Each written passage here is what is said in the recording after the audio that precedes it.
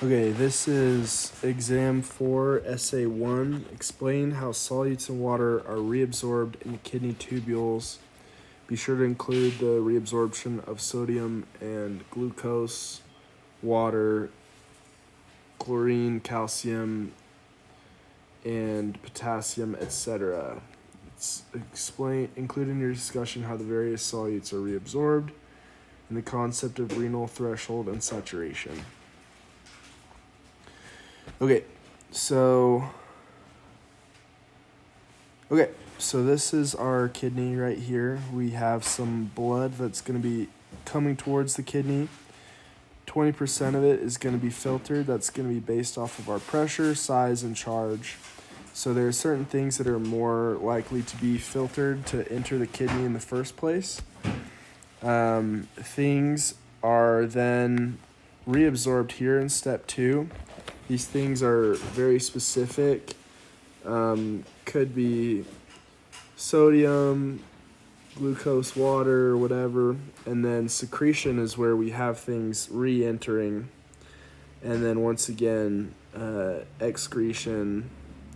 It's hormone regulated. We have 10% more, once again, entering the kidney. So this is kind of our look at the different areas of our nephron. This does the process of our filtration. So we have water entering the blood, the Bowman's capsule there. We're going to have a lot of exchange between the different things. Glucose. We're going to have, some exchanges there. And, okay, let's see. Let's get into our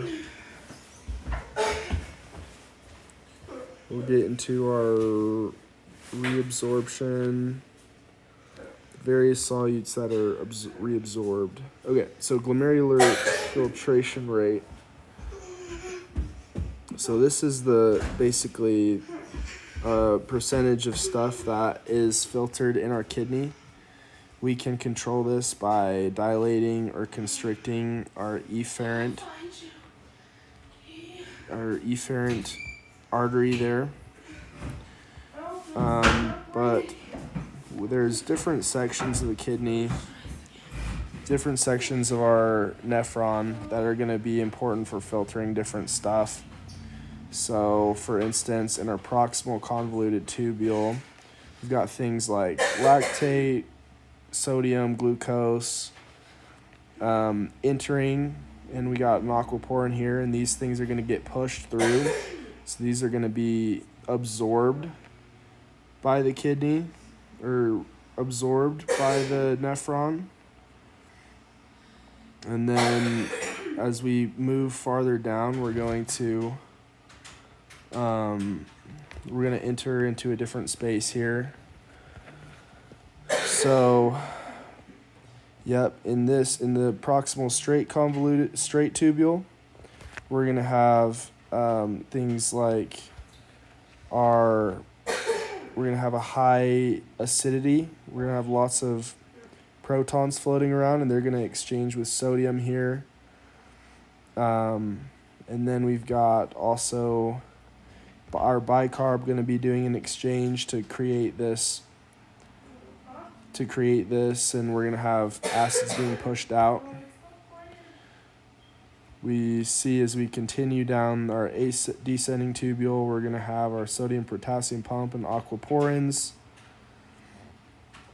And then finally we get to our ascending tubule, which is going to have our same pump, and now we're going to be pushing potassium and chlorine back out.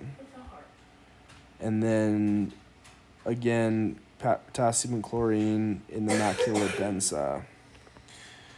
So then as we continue, we're going to have our distal convoluted tubule.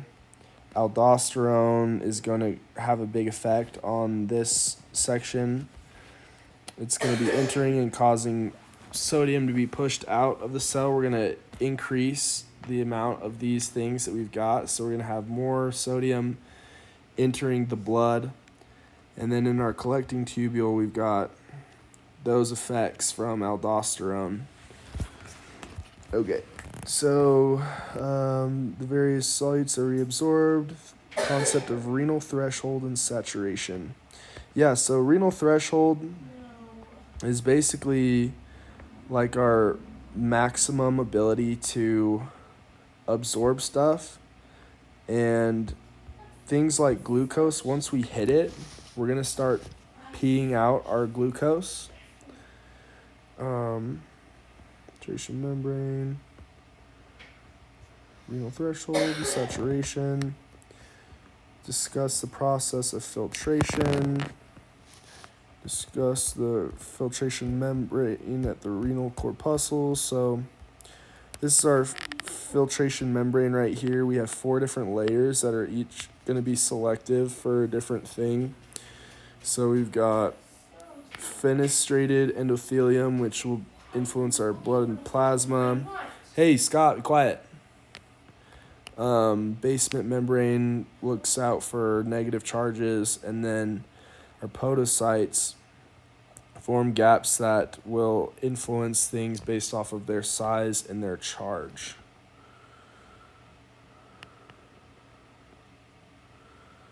Regulated in the glomerulus.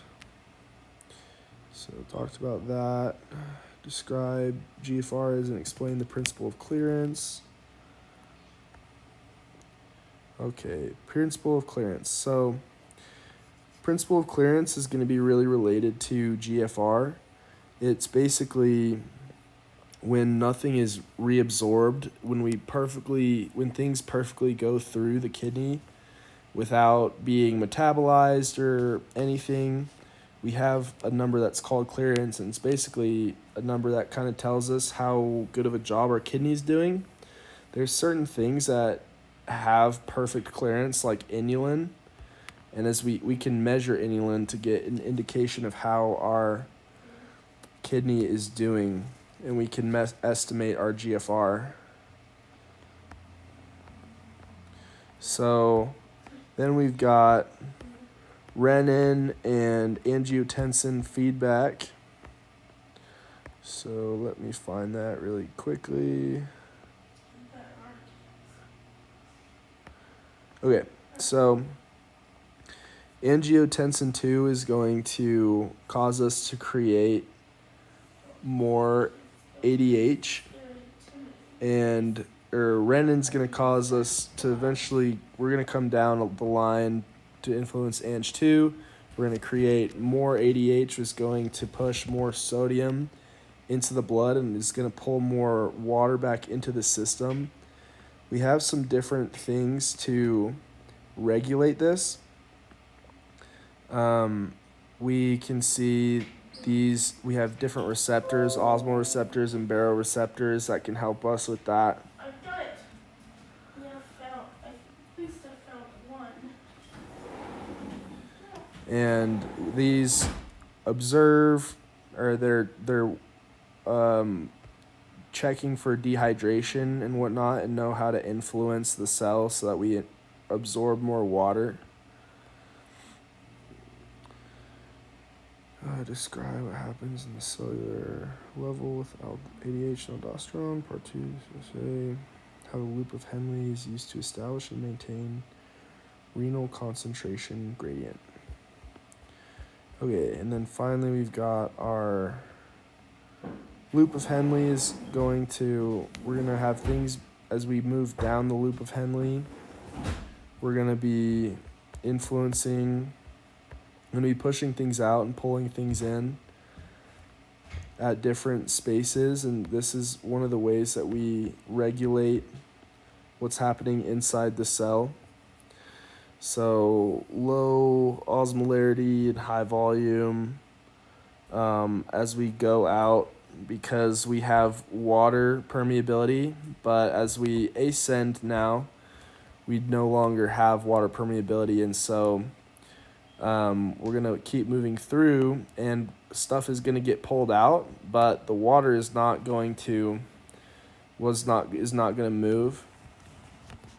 So it becomes less concentrated within the loop as we move through it, and then at the end we also push things out once again. So this is all going to help us to maintain our blood concentration and regulate help us to regulate the different ions and chemicals that are in our blood.